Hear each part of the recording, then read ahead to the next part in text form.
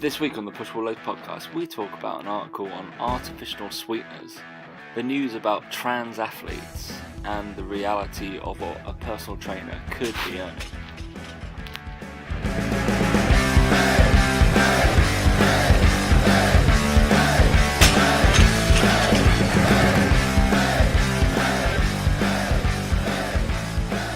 Three, two, one. Your pizza was terrible, Dan. Guys, excuse me. Wow. No, it got me. You got me. You've caught me off guard. Hey guys, welcome to the Push Pull Legs podcast with myself, Dan Meek. And me, Tom Hall. Yeah, it was supposed to be a quiche, so Is it quiche? It really did look bad. Yeah. Yeah. Did you say that on the story? FYI, No, Dan. Oh, you didn't. I thought it was meant to be pizza, but I went for the B option. Just to annoy me. Yeah. No, because I thought it was going to be like a really deep pie. I thought it was a really deep pan pizza, but as like a deep pie kind of thing. Imagine if it was just like pastry, and then you put imagine all pizza toppings, just cheese, melted cheese, like tomato, pepperoni and stuff, just sitting in a case of a pastry pie. bowl. Yeah. Would be absolutely phenomenal as far as I'm concerned. And then Dan's was like, oh, it's all nice and flat, and Yeah, it wasn't great to be fair. Mike won that. Video will be out soon for that.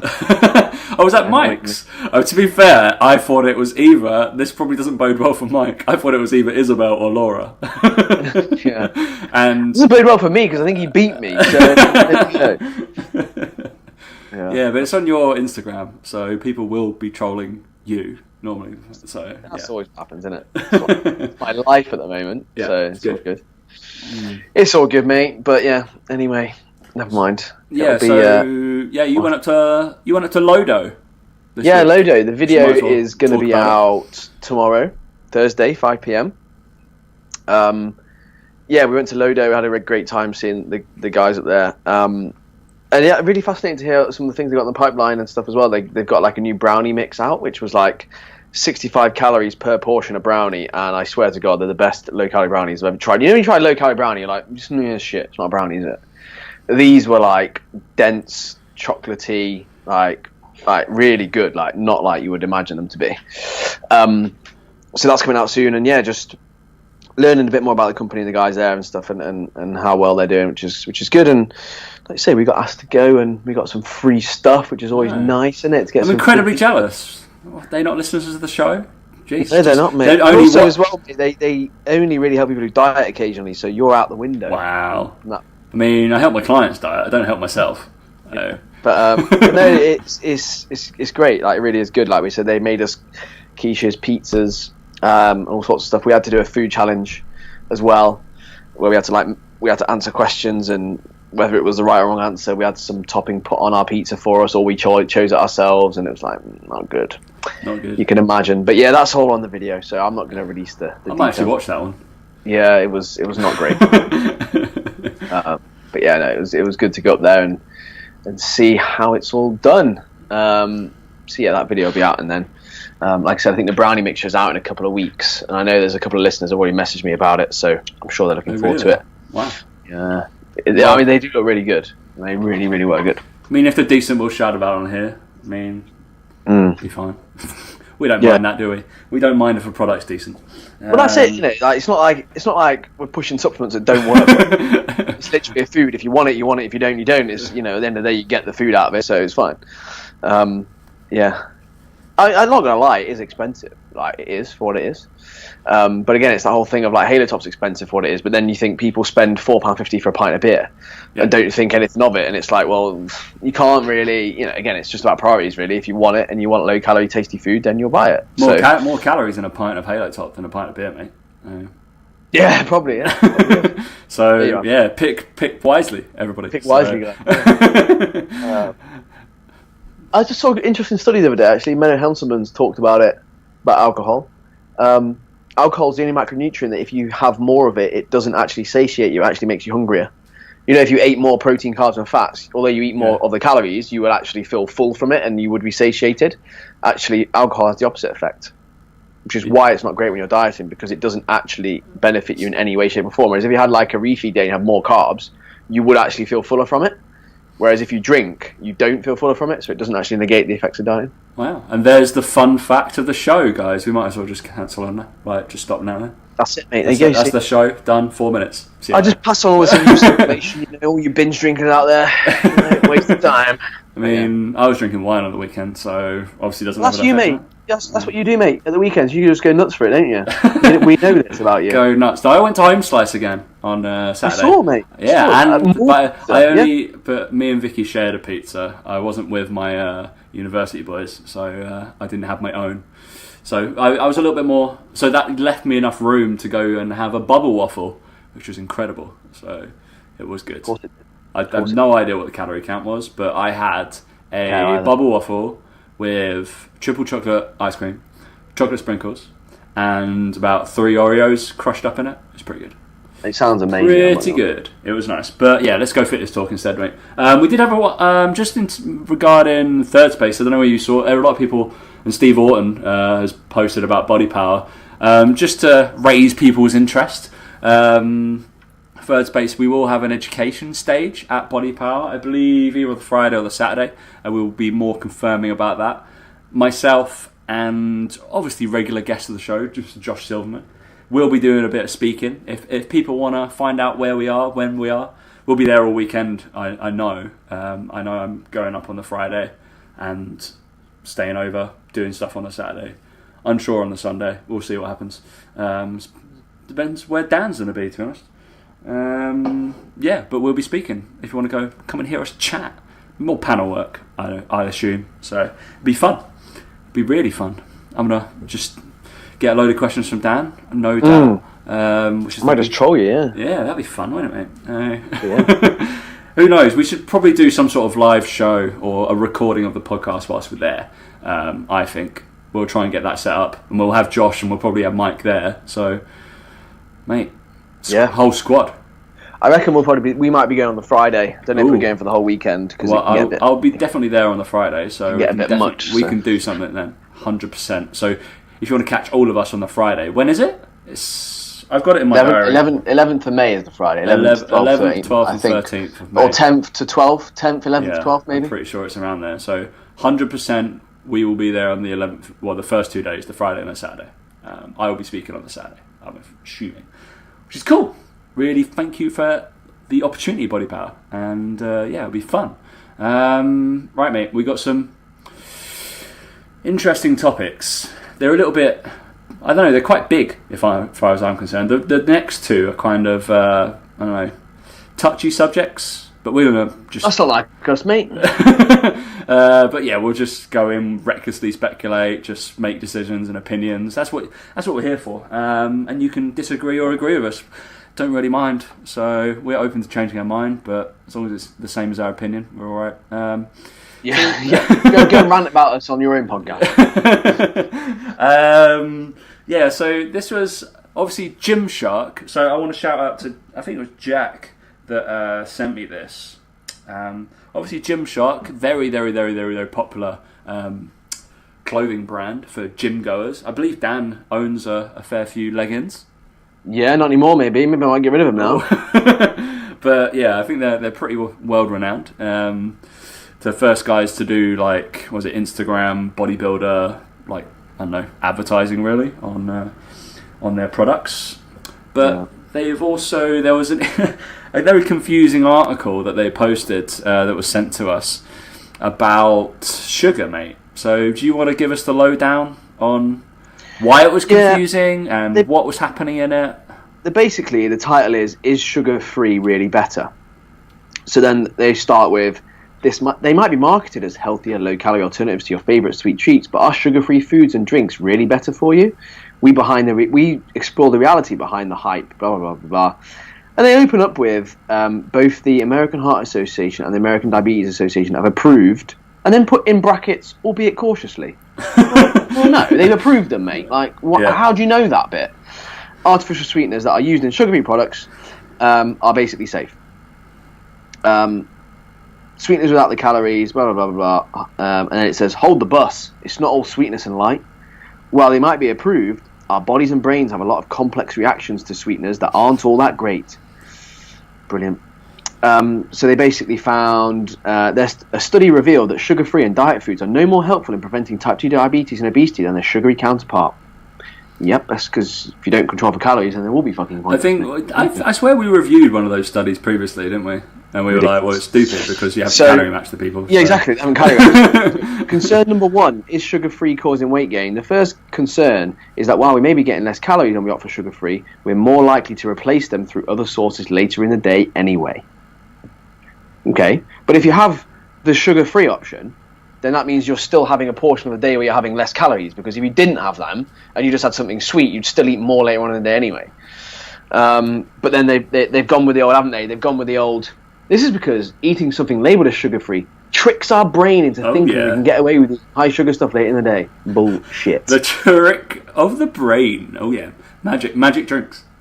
It seems that artificial sweeteners can change the way the body processes fats and proteins. No, it doesn't. No, it doesn't. We know it doesn't. No, it doesn't. So basically this fucking nutritional therapist has gone on. Concern number two, does it mess with our taste buds? Another potential risk is that sugar-free products might actually be changing the way we taste food. Why? Many products that claim to be sugar-free actually contain something arguably much worse than sugar: artificial sweetness. Oh my god.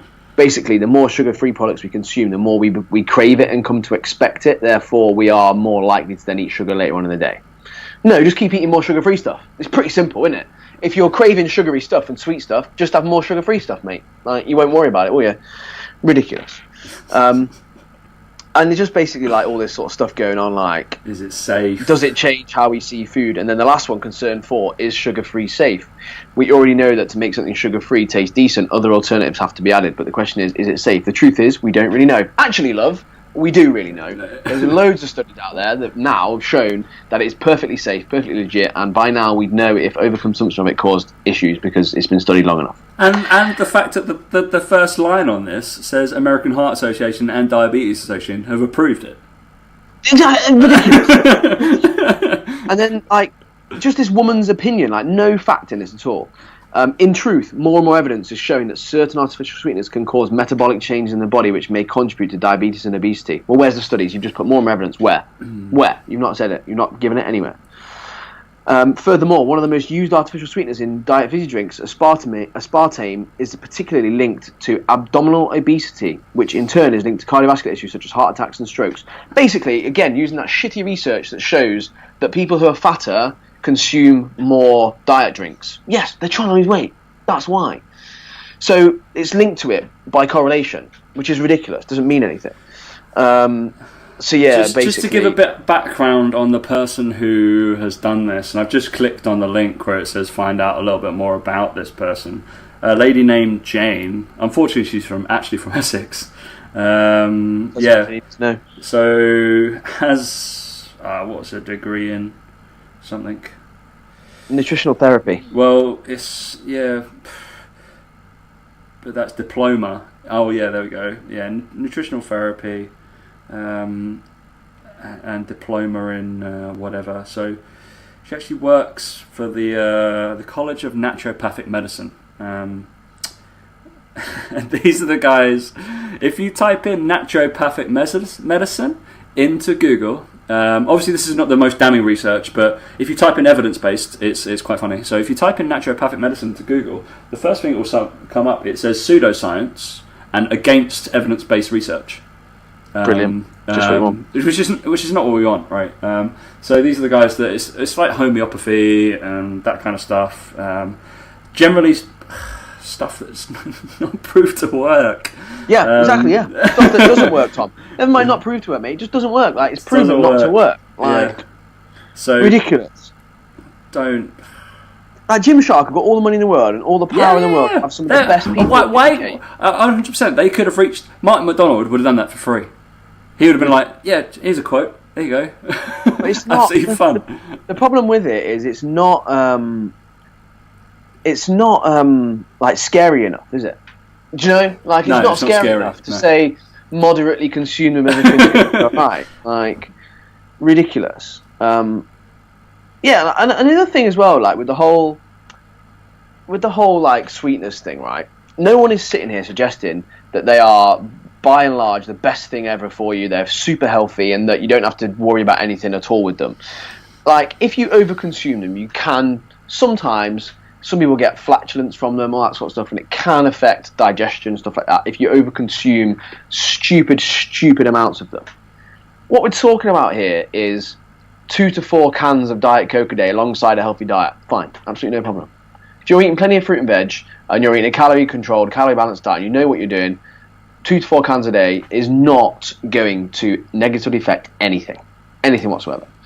I'm sure if people have dieted extremely hard, they'll have consumed a lot of sweeteners in their time. And I remember when I came to diet for shows and shoots and stuff, that you can spend weeks eating loads and loads of high fiber veg and loads of diet drinks, and your guts aren't in the best place in the world. I'm not going to lie, but that's very, very temporary, and it changes very, very quickly. It's just ludicrous to suggest how you can say all that sort of stuff. But the other thing as well that people annoys me about these sorts of nutritional therapists and people who talk about like this is that stress plays havoc with someone's gut and digestion, or it can do. And it's always people always talk about the artificial sweeteners and all this sort of stuff, and it's always people who just reading the about me of this person who wrote this, right? And this is why I'm saying it. Yeah, I know, because there's the gut bit in it. Obviously she's big on gut health, right? And I get it. It's fine, right? I've spent the last 13 years working in the finance sector in the City of London, and I've witnessed many people wanting to adapt a healthier lifestyle to fit around their busy lifestyle. I've seen people suffering conditions like fatigue, insomnia, high blood pressure and anxiety, often not connecting them with their diet and lifestyle. It's probably not 100% their diet. It's probably the fact they work in London in a high pressure job. That's probably the sole reason that their diet is poor as well. Like, one of the reasons. Like, we saw it all the time, right? Working in London, all the time. And it's sort of like, as soon as you say to these people, take out all this sort of stuff and de-stress, everything gets better. And it's just like, it's someone who's got their own version of events of things. I have a holistic approach to consultations and all this sort of stuff to review function of all parts of the body, like skin complaints, poor digestion, all this sort of stuff. Below par detoxification in your liver, they can all be connected. All this sort of stuff. And it's someone who's removed themselves from a stressful job whilst at the same time changing their diet and gone, it's the diet. All the diet. 100% it's the diet. 100%, no, it's not 100% the diet. It's all connected. Like, people like that say a holistic approach. It's like, no, like, more than likely the environment you're in caused you to have all those emotions that then led you to overeat and eat shit food.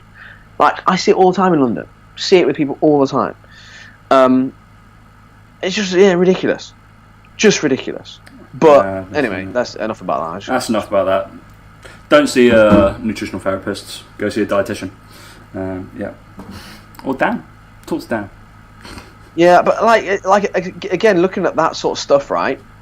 It's the whole thing of the way I would do it is too boring for people. Yeah. It's too. What? It's I don't have to radicalise something. No, I just have to eat a little bit less and move a little bit more.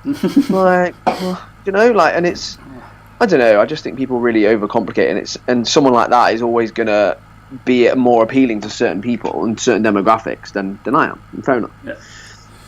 But she'll probably work with females similar to herself, So be fine. Yeah, mate. So that closes the door on that topic, I think. So interesting. They go against the grain as well, Jim Sharp. About 40 followers on Instagram. Like, think of all the people they've got with millions of followers. She's like, got nothing. So I just find odd for Gymshark. Usually you think they pick someone who's a bit bigger. But, yeah. She's very strange, isn't it? Yeah, just an observation. Just an observation, mate. All right. So we're going to go on to a topic that's just cropped up over the last few weeks. I think it's happened over the last couple of years. And it'd be interesting to see what our takes are. I think we probably concur, but we might not. I don't know. Is the discussion about trans athletes, and more to the benefactor is male going to female, and these are athletes. We're not saying just not people, but people who want to compete as females, but have been or still are males in their gender. Obviously, they're not associated. What's that? Absolutely ridiculous. Yeah. off the bat. How? It's Like, right. I'm going to give a little bit of a background before Dan goes on one. Okay, so there's been a little bit of a pull from, I think, so Kelly Holmes, Paula Radcliffe, Sharon Davies, all massive like Olympians in their own right. About they would like the IOC, so International Olympic Committee, to research more on the residue. This is what we were talking about. It's going to sound bad, but it's 100% the same as the drug and steroid abuse, and how we said like Dwayne Chambers shouldn't be like racing now because he's had the training benefit of having a load of like testosterone pumped into him. And the fact is that from our opinion, as even though they're going through this process and they're transferring to female, they still have had the previous benefit of training whilst they were male. And that previous benefit is ability to gain muscle quicker. Obviously, the recovery periods can be a little bit shorter being a male, but there's the gain of muscle mass, all that kind of stuff, less fat storage, being able to train at that higher level. Don't turn my light on. So you kind of have the residual benefits from previous accounts of a higher testosterone level, which is what we've always said about drugs, right? So right now, the IOC has guidelines from male to female transitioners are required to keep their levels of testosterone below a certain level. I think it's like 10 somethings. I don't know what it is. 10 nanomoles per litre of hormone that increases muscle mass. So below a certain level for at least 12 months. So it's only 12 months. That's ridiculous. It's absolutely ridiculous. Like, so I could start now, get my things down, and then I can go compete in a couple of years, essentially. It's ridiculous because like there's the poor woman, Caster Semenya. Yeah, Caster Semenya, like, right? Born a woman, right, and smokes all the women out the park, right, and she might have slightly higher testosterone levels, whatever. She, again, without being like too fucking harsh, whatever, she does look more manly than a lot of women do, right? But she was born a woman. Like, fundamentally born a woman, like, she had all sorts of tests done on her. So someone is allowed to be born a man, but as long as they have testosterone levels below a certain number, can compete alongside them with no questions asked. That poor woman has gone through all these tests and all these people being horrible to her. For what reason? Because now you're allowed to say, oh, you're allowed to be a trans athlete as long as your testosterone is under this certain amount now, that's fine. How is that, like, I don't understand how it's allowed, like. And we can get into these whole fucking political debates, like, but what if I identify as a woman? I identify as a woman. No, I shouldn't even need to have a sex change. I just identify as one. Like, why is that any different? Why is it any different? Testosterone levels, isn't it? But yours are pretty low, so you might be okay. Well, exactly, I'll be alright. But why should that be a difference? Because some people can be born with slightly higher testosterone levels. Yeah. Like that, like she is. She's naturally born with them, probably. And like, I just think it's just ridiculous to have this just generic cut-off of number, because I bet you every single one of them is at 9.9, funnily enough. Like, none of them are at 6, are they? Yeah. I'm sorry, like, the whole world has gone mad. Like, the political correctness and all this shit has gone mad. If you're born a man, regardless if you have a sex change or not, you compete in men's events. I'm sorry. Yeah, I don't think it shouldn't really depend on, as even if you're saying Dan was born a man, but say he would associate as a woman now, but the fact is that you were born a man, therefore you compete in men's events, even if you associate as a woman. Or don't compete then. If that's it's fine. You don't have to compete. Nobody's forcing you to do this stuff. I just think that if someone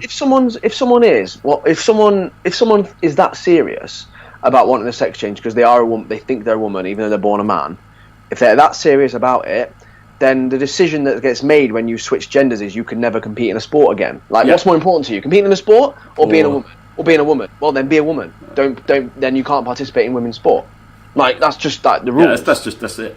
You're more than welcome to compete in men's sport. When you're going to go and get it chopped off, mate, you hand in your athletics license there and there. Like, cheers, mate. I just don't get it. I don't understand it. Because there's been a few like interesting news stories. So there was a footballer who played in goal in we got a few of these in Australia. Funny enough, I don't know whether that's a thing, but we do have Australian listeners, so let us know. So there was a couple. There was a soccer player who was playing like men's goalie, and then like after a year, then suddenly he's outfield, associated as a woman, outfield like absolutely scoring loads of goals. Wonderful. Exactly. And then there was probably the biggest one was a weightlifter, because men do carry more muscle mass, and generally speaking, in an unclassified event. So where I don't know what the women's, so the men have 120 kilos plus. Anybody above that you're all in the same category. You can be 180 or you can be 122. It doesn't matter. You're all apparently the same. So or whatever the women's equivalent is, I've got a feeling it's like 105 kilos. And the trans person went in and just absolutely bossed it. Of course they have, because they have the residual of training as a man for the last 30 years. So just madness. Ridiculous. Oh, yeah, I don't really get it. How that's even allowed is just...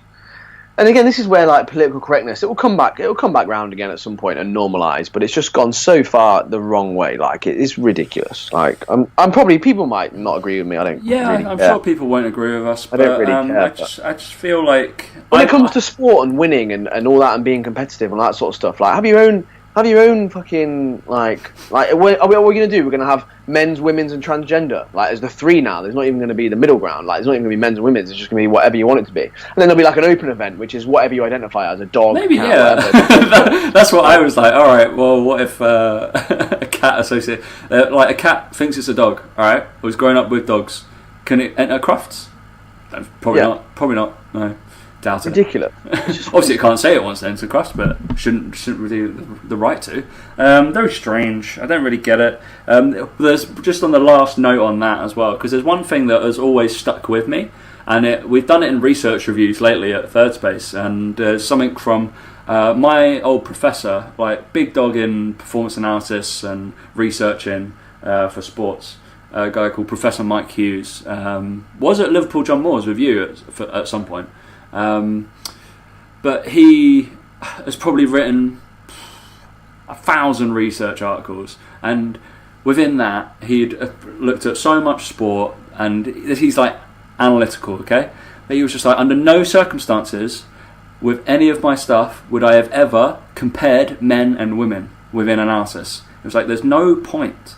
I was like, there's so many physiological differences that there's actually 0 point of making these claims and being like, that person's the same as that person. It's like, no, they're different. Just 100%. Yeah. They're physiologically, biologically different. There's no point. The thing is, like we talked about before, it's not even about a muscle mass issue for half of them. It's like a bony structure, skeletal thing. Like, men are going to be quicker at running just based on the skeleton and the fact their hips are narrower. Women's hips are wider. Like, there's so many factors involved in this that come into it, and it's ridiculous to suggest that it would be you can compare them. Like, I'm sure we talked about him before about like women and men's anatomy and how you just can't. They just don't move the same.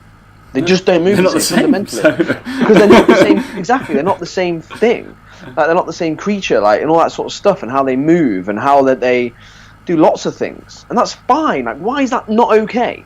I don't understand why there's this need to be equal. No, we have to be. I was like, we're not equal. There's loads of stuff they do better than men, and vice versa. Exactly. That's the thing. Yeah, very strange.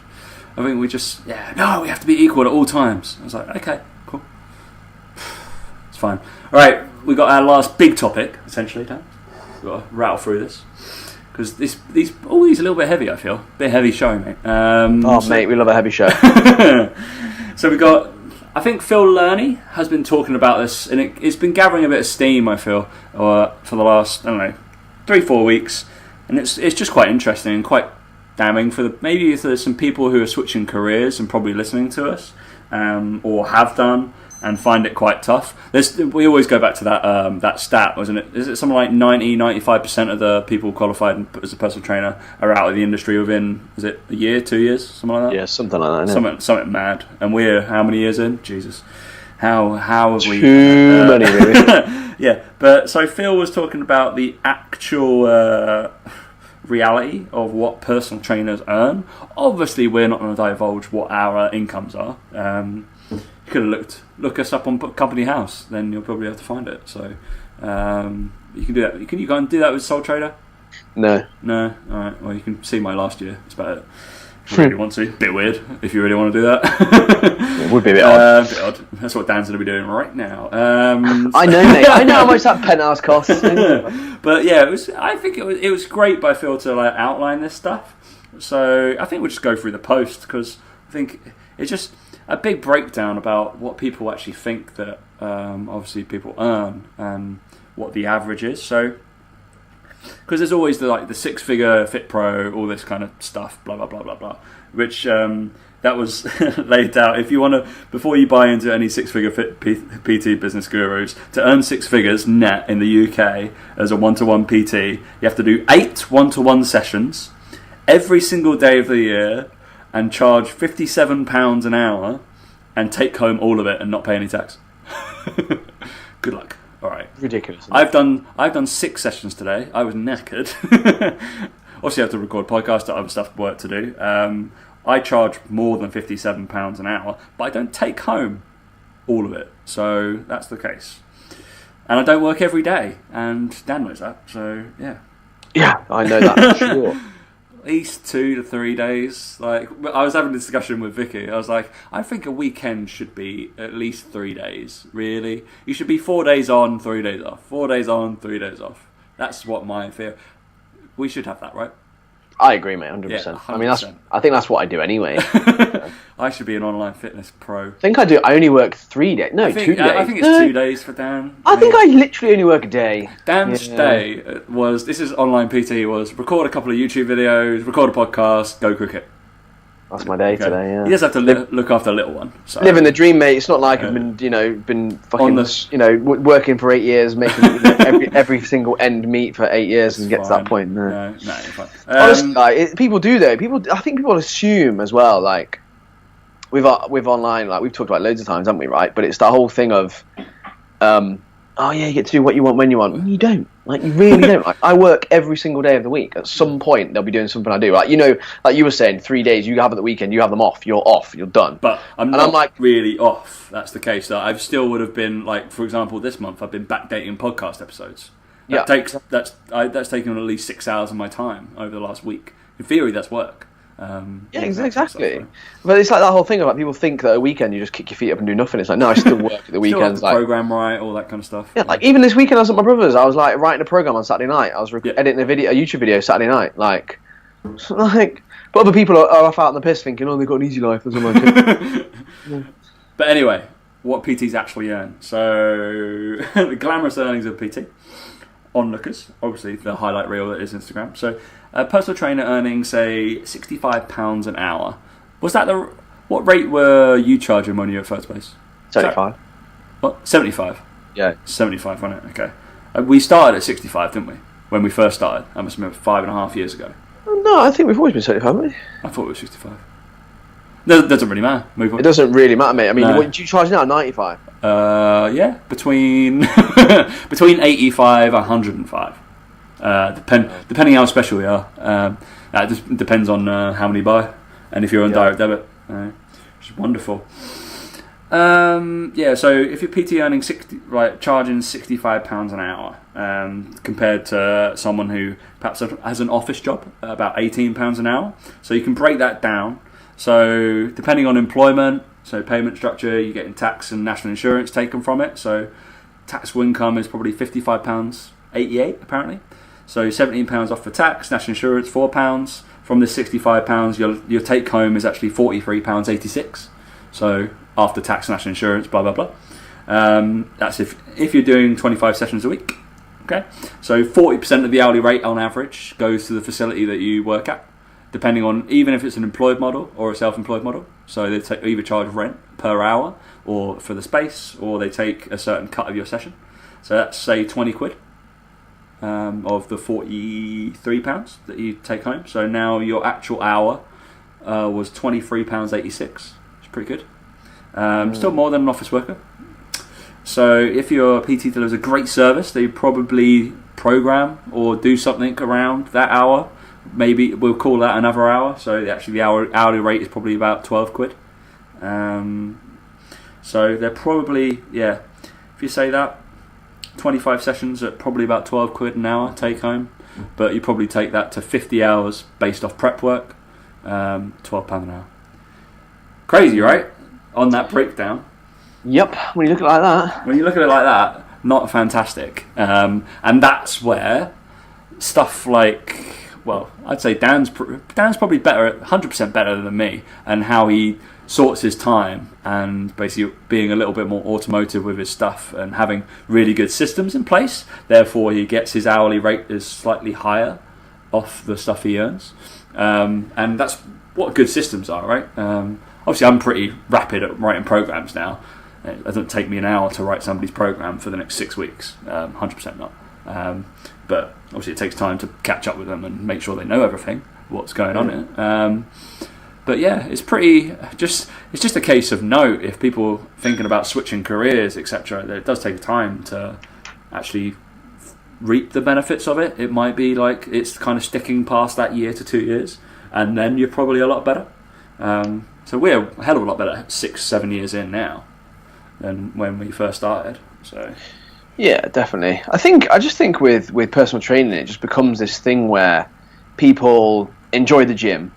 They end up enjoying the gym, or they enjoy nutrition or whatever, and they look at it and think, oh, I could do that. Like, the pay's all right, or like, you know, it seems like it's okay. And it's like people have no idea about the work that, like you said, goes into it. And I think that I'm only where I am now because I've spent so long working on my craft, learning how to do it, or making mistakes, fucking up. Well, just for a point of view, how much when Dan worked for BTN, how much were you charging? The first client I ever had was paying me £29.95 a month. £20.95 a month. That's crazy. The amount of, and I know Dan, the amount of stuff he does with his clients, that's crazy. And you wouldn't have had any systems in place, so it wouldn't. That would have been a lot of work for £29. Yeah, and like you said, when I look back now and think, well, I had my first clients when I was working in football. Went into online coaching. Again, I always say to anyone going into online coaching, do it alongside your job, because you can, for one. So then, it's not going to be the fucking like laptop lifestyle when you first start out, because you're going to do it alongside your job. So you work in evenings, weekends. Get used to that, because even now I do that. Even now. Yeah. But I do it by choice because I want to spend a bit more time with Isabel during the day, or pick her up from nursery. So therefore, I do work when she's asleep, for example. But the only benefit of online coaching compared to in-person coaching is that you don't have to work as many unsociable hours, potentially. But it's funny because I actually choose to work those hours now. Like, when I was a PT, I'd be like, oh, I didn't want to do work any evenings. And I work more evenings now than I did when I was a PT. Like, genuinely do. But the original point I was going to make was that people get into personal training and want to do this sort of stuff because they enjoy it. It's something that they enjoy and it's their hobby, and they go, oh, I could do that, it looks like fun. And then as soon as you do it, you realise a year, 2 years in, you end up fucking hating training because it's your job now. Like, I think there's an assumption for us that training and getting your own diet, your own nutrition on point is really, really fucking easy. But actually, it's like me saying to an accountant, oh, yeah, but you're an accountant, you love accounts, you must do your own at home in the evening, it must be fine. Imagine if you're an accountant working 9 to 5, 9 to 6, whatever, and then you had to go home in the evening and spend another hour and a half doing your own accounts every single day. That's what the gym becomes. Like, it becomes work, becomes an element of what you do, and you have to film it when you're there, or you have to do something when you're there, and I think that people assume that, like, it's easy. It's easy because I know what I'm doing when I'm in the gym, for one, but at the same time, it becomes work. Like, it's just extra work in the end. It becomes. Like, I have no motivation to train, really, and it's still not really there. I do it because I know it's good for me, and I should do it, but I get away with 3 times a week minimum now because it's all I do and think about with clients. It's the last thing you want to be doing when you get home, and I think that's another thing that people don't realise when they go into PTing or online coaching is there's an assumption that because you love it, you're always going to love it, and you're going to love it when you do it yourself. And it's like there's elements to it that's still a job. It's not all fucking, like you said, get paid £65 an hour and you get to train a client and it's all fun and games, which is what I think is perceived on the outside. Much like I would say, well, if I'm an accountant, you're going to be rich because you're good with money. It's like, well, no, not all accountants are going to be that way because they might not be bothered with their own money because they have to do it all the time for other people. Yeah. Ridiculous. Chances are, I know, I train 2 accountants. They get another accountant to do their accounts. Exactly, of course they do. Exactly that. It like, really is why that. the hell am I doing that? So the last thing I want to do. And I wish I could get someone else to go to the gym for me, genuinely. But like, it's like even if I got someone to write my programs for me, I'd still be like, meh. It's not. You still have to go and do the work. Do you know what I mean? But yeah.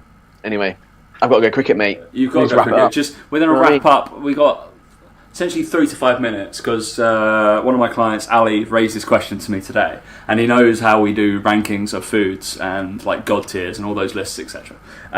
He posed the question because apparently this was going around BuzzFeed. I was trying to find it now, but I can't find it. It was best pies. And see, this is a bit of an American thing because the thing is that I said to him, I was like, British people, you say pie, you hear meat pie. Like savoury pie. In America, you go pie, you go sweet pie. Like blueberry pie, apple pie, blueberry pie, pecan pie, Let's do both then, mate. So, what would you go? So, I think you have to split them into two things. But also, I said the caveat, I was like, pizza, actually a pie. People call it pies, right? Yeah. And then do you say shepherd's pie, cottage pie? No, now you're being silly. Hasn't got any pastry. Is the caveat it has to have pastry? Yeah, pastry pie, a proper English pastry pie. Yeah. My favourite would be... so we go savoury, best and worst, sweet, best, worst. The best is just got to be... It's got to be just a meat pie, like a generic... meat pie. Do you know like a good beef and ale? Good like steak and ale pie. thing. Yeah, steak and ale pie. Yeah. And then the worst ones are probably like the fucking veggie ones, innit? Like mushroom and ricotta or something like that. Like you see them all the time. Like the veggie ones are shit. Like no pie's got any business being vegetarian. It's gonna have meat in it. Right? It's a pie. It's got to have meat in it. That'd be my savoury one. Savoury. I think I'll go the same. I'm just to have not the same vote as you. I'm going to go for some sort of. It's got to be a gigantic Melton Mowbray pork pie. Pork pie, yeah. To be fair, I think any pie, mate, they're all good, aren't they? Except veggie ones, as long as it's got meat ones, in it. Yeah, pork pie is great. Yeah, go have one of those. Obviously, the Melton Mowbray ones, or from Ginger Pig, absolutely incredible. And then if you some sort of vegetable. Rubbish. Sweet potato one. Is just like what's that? I'm just putting carbs in carbs. Well, I've got to have some protein in it. It's like it's waste in it. It's just silly. Vegetable pies, peas in pies, awful. What is that about? I'm okay with chicken in pie, but when it's chicken and peas, and there's always peas in that chicken gravy, awful. I can't stand that. All right, sweet. I'd say apple. I just think it's a classic. See, so apparently on this tier system, like the God tier was McDonald's apple pie. I can see why. It is great. I did also say it is the hottest thing known to man. Yeah, it is molten lava when you bite into one of those bad boys. Yeah, you have to leave them to rest for quite a while. But yeah, they are pretty good. But I'd go apple pie but it's the caveat is with custard. That's the only thing. Yeah, okay. I'm cool with that. But then I'd be like, is a chocolate pie? You can have a chocolate pie. Is that like a chocolate tart? Is tart too? I think a pie's got to have it's got to be enclosed. I think it's got. And a tart's not really enclosed, is it? Let's go apple pie top. Worst one. I can't stand it. It's rhubarb. Rhubarb's all right, but it needs custard with it, doesn't it? Yeah. So, I'm not a fan of cherries when they're hot. Really. Bakewell. Oh, and a Bakewell tart with a glacé cherry. Worst thing ever. Not worst thing ever. I think a hot cherry pie would not be up there for me. Hot cherry pie would be. Pecan pie is always good, but again, it's not enclosed, is it? Like pumpkin pie, never had it. Never had it. No, so I don't really know. If you got a list, let us know. We'll put it up in the group, right? So, yeah. So Dan's got to run to cricket because he's got 1 minute before we end. Tight 43. Cool. Amazing, guys. Thanks to everybody who's listened. We're up at 112 ratings. Keep going on that. Also, for everybody who's concerned about the backdating of episodes, we are down to episode 17.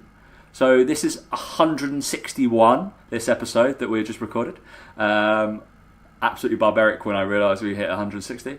And yeah, it's gone all the way back to 17 is back on. So, and then hopefully the rest will be, I'll just put them on. That should keep you going for a while if you haven't backdated your listening. It should do, yeah. So don't cry. The first 20 are crap anyway. But also, it'd be great if the rest of the people listening could rate and review us because we know how many of you are. And also, the Spotify stuff's been good for us, and also you can click the link straight from our Instagram stories. It's madness, and it goes straight through it. Definitely learned that very recently. No, damn did. It's like, Tom keeps sharing it through Spot. Yeah, because you can go to the link. Just ding! In the top right-hand corner, you can just go straight to, if you've got Spotify. Just download Spotify if you don't. Always. Make sure you download Spotify. All right. Thanks for listening, guys, and we'll catch you next week.